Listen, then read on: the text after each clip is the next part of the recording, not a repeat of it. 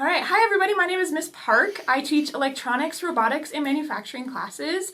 I am part of the manufacturing and engineering pathways.